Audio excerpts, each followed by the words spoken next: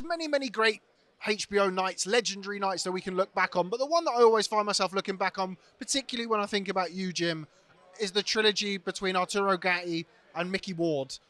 What can you tell me about what I am guessing would feel like such a huge honor and a privilege to be a part of a trilogy bout really that kind of, in its own way, crossed over and was bigger than just a fight and just a series of fights between two fighters? Anytime I'm taking somebody to a fight who has never been to boxing, experienced boxing, or seen boxing, and this is what I think of when I think of Arturo and Micky. I always say to people, you have to understand, you're going to look at this and you're going to think, this is brutality, and this is inhuman, and it's not pretty to watch people hit each other this hard and hit each other this relentlessly and try to hurt them. I said, you have to understand, through all of that, this is a sport about love. This is a sport about a unique form of passion. When you watch two fighters, think Arturo and Micky, seemingly try to kill each other for 12 rounds, and then the bell rings at the end of the 12th and they fall into each other's arms, that's because at that moment they are in love.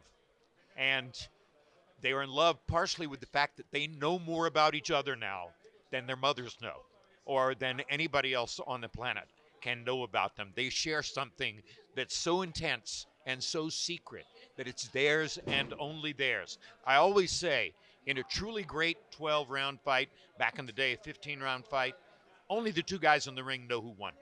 They're the only ones. Judges can make a guess, but at the end of the day, only those guys know who won, if, in fact, anybody won.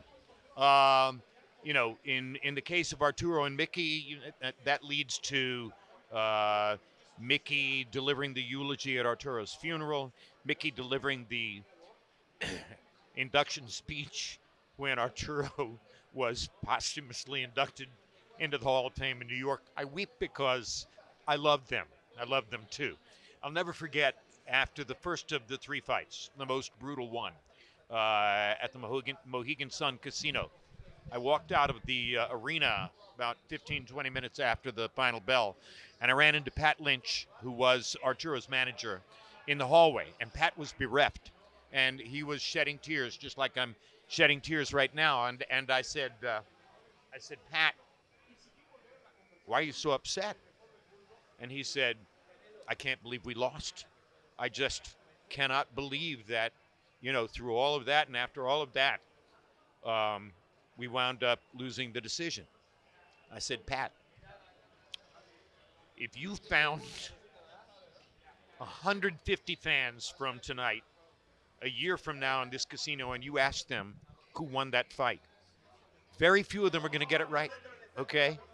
Nobody cares who wins a fight like that. There are two winners. Leonard Hearn's the first fight. Two winners.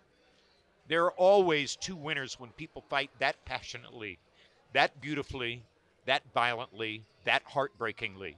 And they did.